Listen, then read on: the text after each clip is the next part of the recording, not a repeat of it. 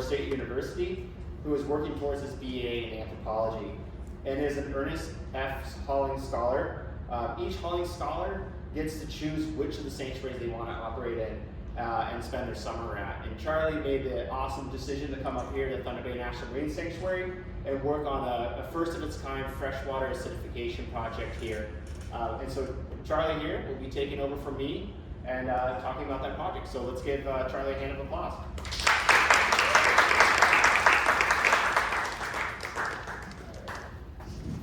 Hello, everybody. So yeah, as Don said, I'm a Hollings Scholar, so this presentation is actually what I will be presenting in DC next week, along with all the other Hollings Scholars who are part of the program, and I'll be working towards NOAA's goal of healthy oceans. The principal investigator of this project is Stephanie Mandula. And Charlie, can you turn down the mic just a little bit? Sure. How's that? Good? Okay. Good. And then, yeah, so I'll start with objectives, the project objectives, and my objectives. We'll go into the background for the project, talk about the methods, and then we'll get into some hard data from 2023 since our field season hasn't really concluded yet. And then I'll talk about next steps for me and the project, and then give our acknowledgments and our references. This picture right here is me sampling at the Joseph S. Bay at 40 Mile Point. And yeah, with that, so for the project objectives, this is a pilot study researching acidification in Lake Huron. So we're in year 3 of 5 of our study. And we're really just collecting baseline data on freshwater acidification in Lake Huron and trying to see where we're at, trying to fix our methods. It's really early research that we're dealing with here. The NOAA office that this deals with, it's kind of a collaboration between the National Ocean Service and the Office of Oceanic and Atmospheric Research. So we here at the Office of National Marine Sanctuaries, which Thunder Bay operates under, belong to the NOS, and then the line office that the Great Lakes Environmental Research Laboratory belongs to is OAR. And the Ocean Acidification Project is also housed under OAR, so it's really like a collaboration between two big NOAA line offices. So my objectives for this project, I'm pursuing a career in underwater archaeology and environmental policy. I do a lot of previous research on paleoenvironmental reconstruction, indigenous ecological knowledge, and really when I saw this project and when I connected with Stephanie, I kind of fell in love with it because the project combines cultural resource management and environmental stewardship. So over here, just a little bit about me. That's me doing my underwater crime scene investigations training at a spring in North Florida, and then that's my first artifact that I found last year at my field school. And then the hypothesis for this project is that the amount of dissolved inorganic carbons in Lake Huron is increased because of human activity, and that's leading to acidification. So a little bit of background. Normally the way that the carbon cycle works is that carbon, CO2 goes into the air and then it gets absorbed back into large bodies of water which act as carbon sinks. And that kind of just process goes in circular motions. But what happens when you add human activity like factories, industry, cars, and fossil fuel consumption is you get excess CO2, and that excess CO2 gets absorbed back into the carbon sink. What happens is the carbon dioxide reacts with the water in the system and creates carbonic acid. That carbonic acid in turn creates a hydrogen ion and then what's called a bicarbonate ion. And then that hydrogen ion reacts with another carbonate ion to make a second bicarbonate ion. So you get 2 bicarbonate ions, and that's what causes the acidification. The way we measure that is by a drop in pH level. So if you're familiar with the pH scale, it goes from 0 to 14. Pure water is at 7. 0 would be your most acidic substances and liquids, and then a 14 would be your more alkaline liquids. And that represents the power of hydrogen in the liquid itself. So you can see some examples over here. We got battery acid at a pure 0, your stomach acid is at a 1. And then towards the middle is the more edible, digestible things, so your egg whites, water, coffee. And then on the other side, you have bleach, oven cleaner, cleaning products, stuff like that. So while the Ocean Acidification Project has been able to do a lot in the ocean, it's been well funded and well researched for a couple of years now, we don't see a lot of that happening in the Great Lakes system yet, so that's why we're kind of here doing what we are doing right now. The issue with this acid, once it does get absorbed into the system, is that it eats away at calcium carbonate, which is vital for a lot of shell-bearing organisms, especially here in Lake Huron.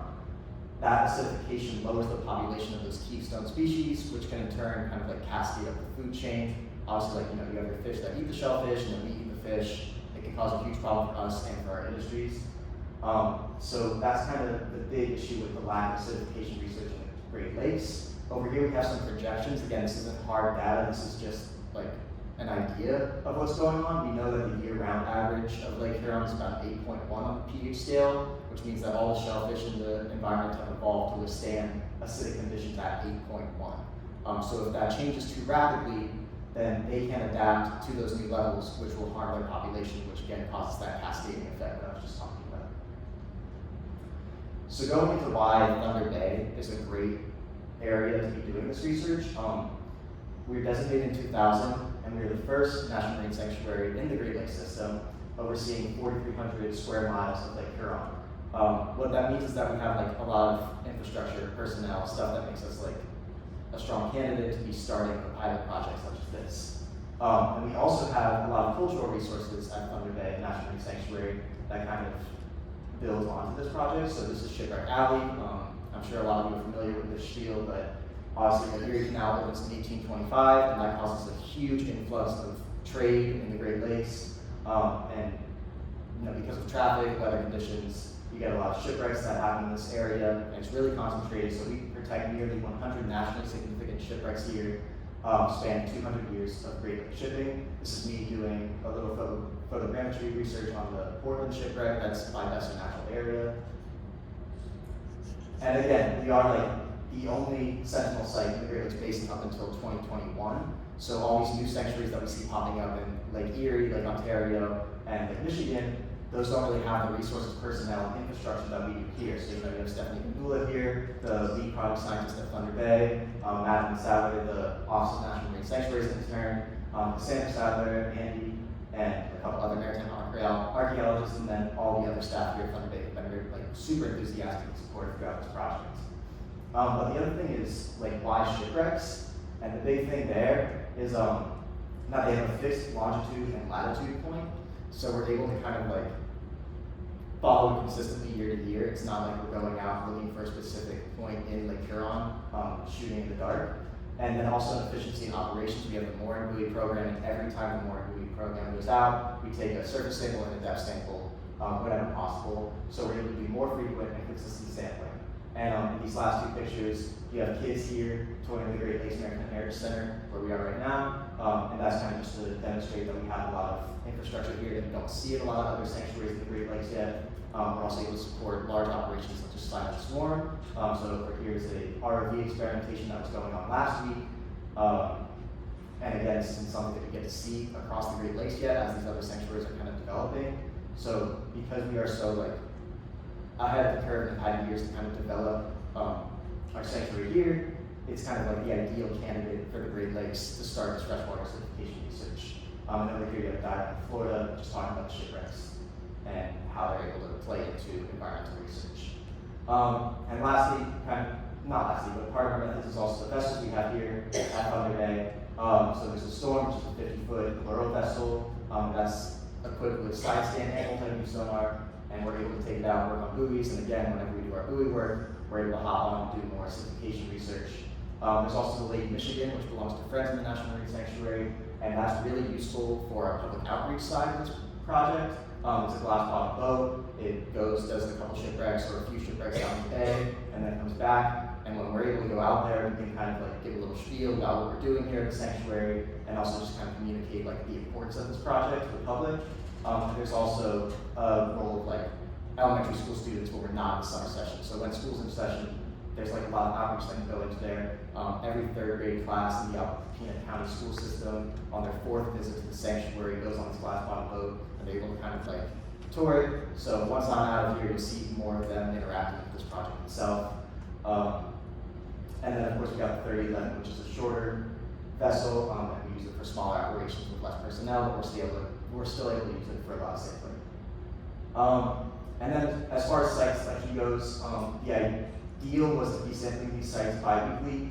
So we have our nearshore sites that have a lot of foot traffic and human activity, and we want to mark those off. So you have Rockport State Recreation Area, a ton of visitors to that on a daily basis. We want to know if that visit could impact the acidification of the system at all, if there's any variation between that versus areas that don't get much visits at all. And then Blair Street Pier, which is very close to downtown, another one that's highly visited. We want to make sure if human activity impacted acidification in any general way. So here you can see me sampling at Blair Street, and then Maddie right here at Rockport. And then we have our kayak accessible shipwrecks. So the Fay is towards the northern end of the sanctuary, and the Ishpeming is towards the southern end. And what that allows us to do is kind of get a good comparison of the two. We want to know, like, spatially, if there's a difference between the acidification that's happening here at Thunder Bay. And yeah, the Fay is like pretty easy to kayak. Ishpeming's not as easy to kayak, but we still do it. And then with our other main sites, there's WP Brand, which again, Lady Michigan regularly visits, so we're able to consistently sample that and also do public outreach. There's the Mid-Island Sinkhole, which we picked for its geobiochemical uniqueness. It's got the cyanobacteria and its high sulfur concentration that kind of causes a unique environment and a unique pH reaction. So we're kind of trying to see how that is as like a unique site that's in Lake Huron. And then Lake Huron's station buoy, which belongs to Glural, kind of trying to verify the data that we see on the sensors that have been attached to that. They collect throughout the season, and kind of acts as a control, not all the time, but really we just want to verify the data that we're getting from the sensors, so that's why it's a main sampling point. And then as far as data collection goes, we have our surface samples, so that measures pH, dissolved inorganic carbons, and total alkalinity. We take it from about 1 meter from the surface, and our portable sampler fills 4 combusted vials with filtered water. When we're working at depth, that's done by Noah's dive team, and the vials will contain unfiltered water, so they'll go down to the bottom of the shipwreck. After we're done doing their mooring buoy program, let those vials return to the surface, hand it off to the tender. And then every time we collect a sample, we also drop a castaway CTE scanner, and that's collecting the conductivity, temperature, and depth of the site that we just collected samples from. That also records pH and the partial pressure of carbon dioxide from that shipwreck. So here's the castaway. It looks like a little pill, and it's being deployed on the Just Best today. And after we're done taking our samples, we ship that back to Glural. I will be very candid here. I'm an archaeologist, not super into this science side of things, and I haven't been to Glural once, so I'm going to try and do my best to kind of explain this process, but really it's something that I can't attest to as strongly as I wish I could. So for the total alkalinity measurements, they use the Payne-House-Brand method. What they do is they titrate our sample to 3.5 pH using a very diluted hydrochloric acid solution. And then for dissolved inorganic carbon, they use a stronger acid to break that carbon down into carbon dioxide, and then throw that into a carbon dioxide water analyzer, and that kind of gives them the data there. And then for the discrete samples of pH, they do spectrophotometric determination. They dye it red. They use the Henderson-Hasselbalch equation to adjust the temperature there, and then the machine is able to kind of look at the exact color and determine the pH from there, and then they use C-card to display all the data. So now we're getting into results. While I was here, this is all the samples that we took. So again, the field season has not concluded. It will continue up until October, but we hit Rockport and Blair, which are the near shore sites, 6 times, the Fay and the Ishpeming twice, the WP Red we were able to get to 5 times on the Lady Michigan. The sinkhole we got once while I was here. Again, we'll try and get that more. And then the station buoy we've been to twice so far. And then every time the mooring program goes out, they take a sample from that shipwreck. So additionally, we have samples from the Northmere, the Wild Lake, Ohio, Windy, and Air, Hart-Taylor, House Spangler, and the Etruria. Over here is a little blurry map, but this is what it looks like on our side of things when we drop a CTD scanner in there. It just shows us the number of samples that we have in the file. So as you can see, here's all the 2024 log. And since the field season has not concluded, since most data is processed in the winter after the season's done or in the off season, I don't really have 2024 data available for you guys, but I did pull data from the 2023 season. Right here is the partial pressure of carbon dioxide. You can kind of see this big fluctuation. It should be noted here that after about 25 days of it being deployed, they suspect that the sensor kind of drifted a bit. So a lot of this isn't good data, but it is consistent with the trends that we see in Lake Huron. And again, this is straight from the Met buoy from 2023. That's our pH level. Not a lot of fluctuation, but after 25 days, it isn't really accurate of what we wanted. But a lot of this can be like amended with the field data that we collected during that season. So over here, you have your dissolved organic carbons. And this is, each graph is separated by region. So on the right side, you'll see north, central, and south. So that's the region of the sanctuary that the sample was collected from. And the A graph is dissolved in organic carbon.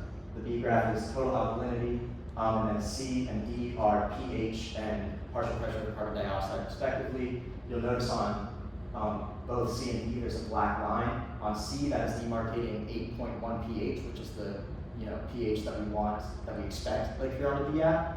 So any point below this line represents an acidic environment that can be damaging shellfish populations. And then for D, it flips, so it's at 420 atmospheric pressure, and we want our partial pressure to be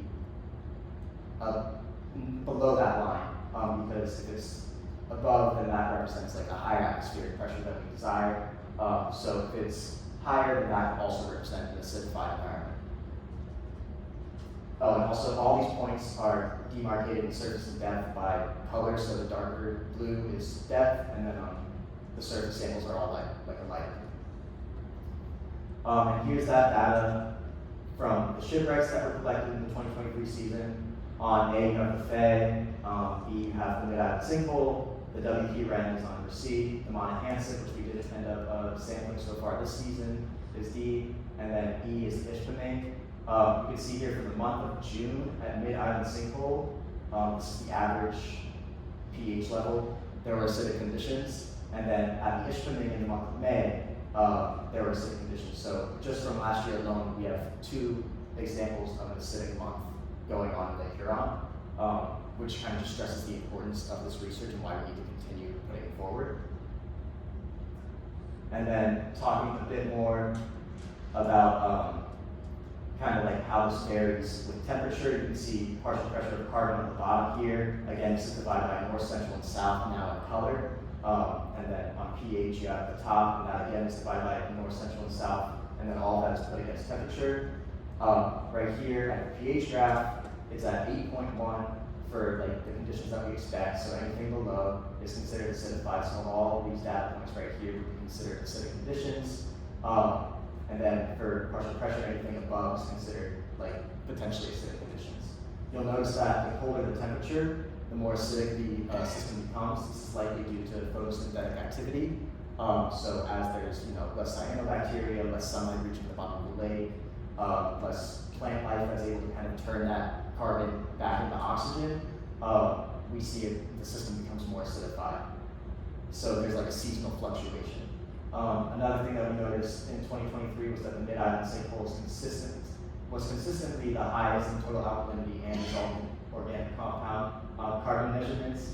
That's likely again due to the high sulfuric concentrations that we see in that area. And also we noticed a big difference between our southern sites like the Ishpeming and our northern sites such as the Fay. Southern sites were much more acidic than sites such as the Fay. And then moving into kind of just like a brief summary and my concluding thoughts. So this is the pilot study. So again, a lot of this is just tweaking what we know about ocean acidification and trying to apply to freshwater acidification. We're using a lot of the same methods. We want to know if those methods work, if they're accurate, what can be improved. We also want to find like baseline data so we can continue future research. This is really good for utilizing cultural resources for environmental stewardship initiatives. It shows what we can do here at the sanctuary with the resources that we have, and also how tied cultural resources are to our environmental resources.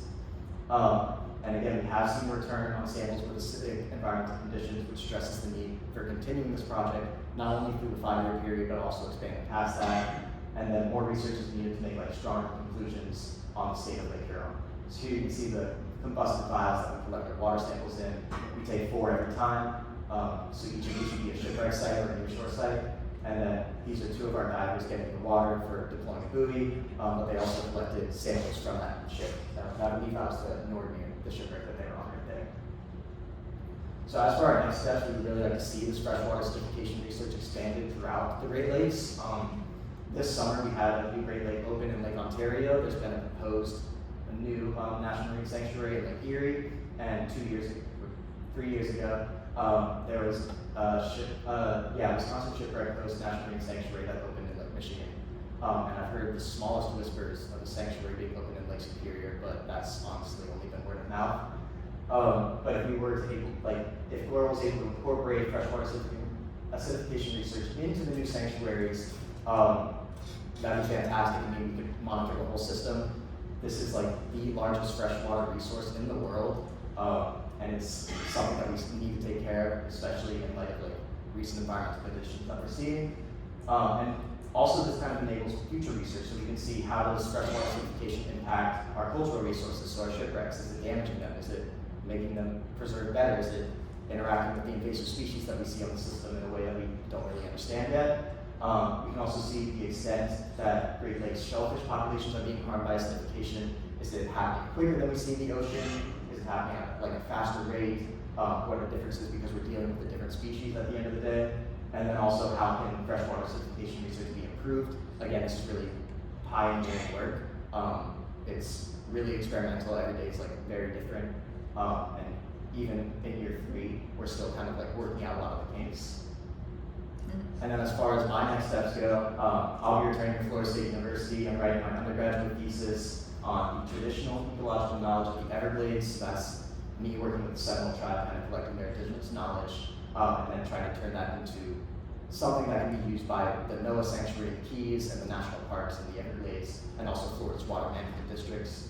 I'm studying for the LSAT and GRE right now. I plan on graduating May 2025, which is when my Hollings appointment ends. And I'm pursuing 2 graduate degrees, a JD with a focus on environmental law, and then a master's with a focus on underwater archaeology. I really do want to blend the two, see what we can pull from indigenous knowledge, and then how we can incorporate that into our management practices, for example, here. And finally, for my acknowledgements, I want to thank Thunder Bay National Marine Sanctuary, Glora, the Ocean Acidification Program, and Hollings. I especially would like to thank Stephanie Gandula, the lead project scientist here at Thunder Bay, for her mentorship and for allowing me to work on the Freshwater Acidification Project, along with all the other staff at Thunder Bay, for their enthusiasm and their support throughout the project. It's been really inviting and I felt super welcomed. I really liked Alpina.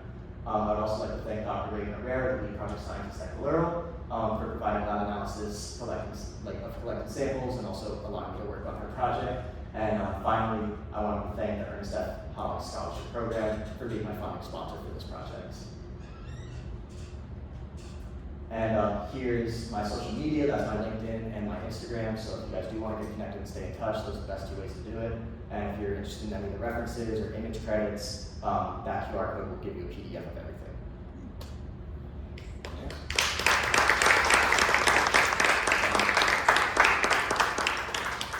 At this point, I can open the room for any questions on the project or myself.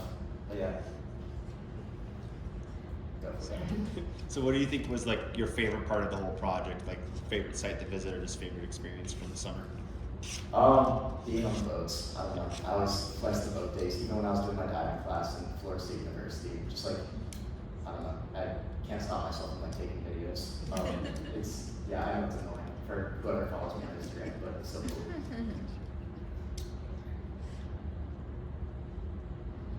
How are you going to describe Alpina to people back in Florida?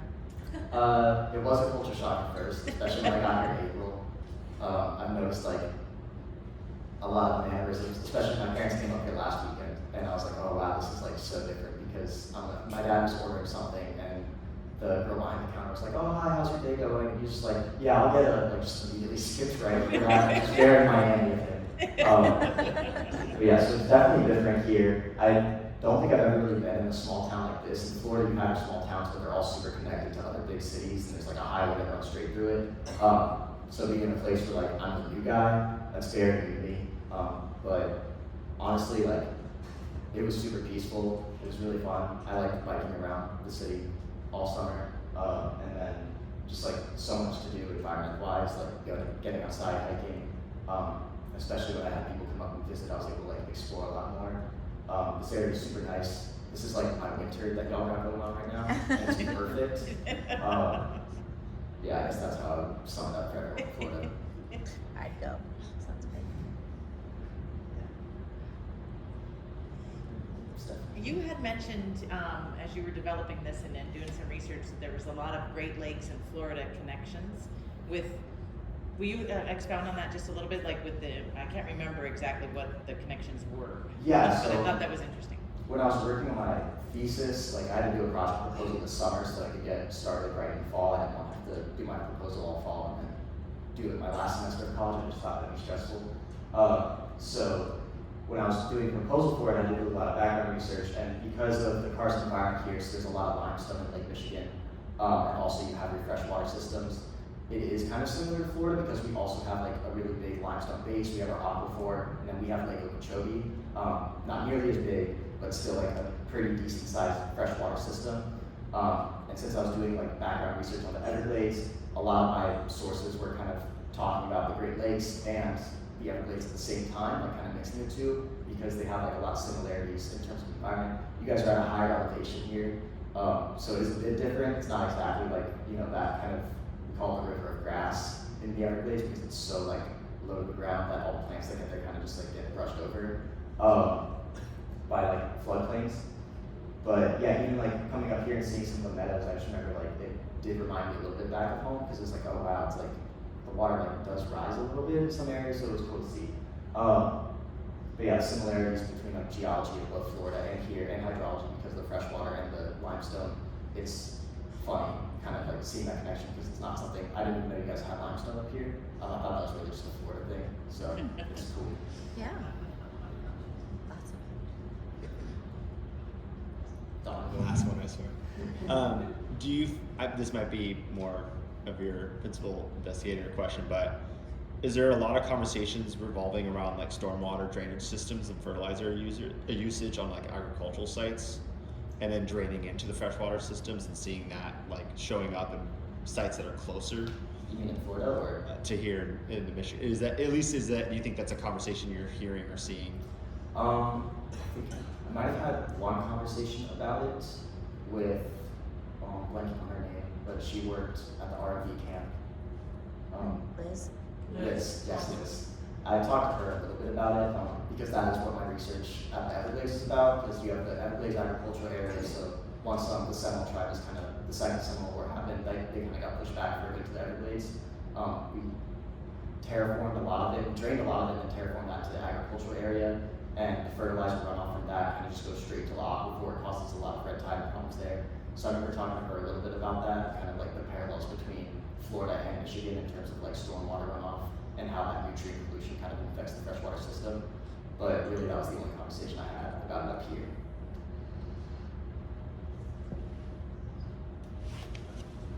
Well, thank you, Charlie, for coming tonight. Thank you, Matt. And remember, our next lecture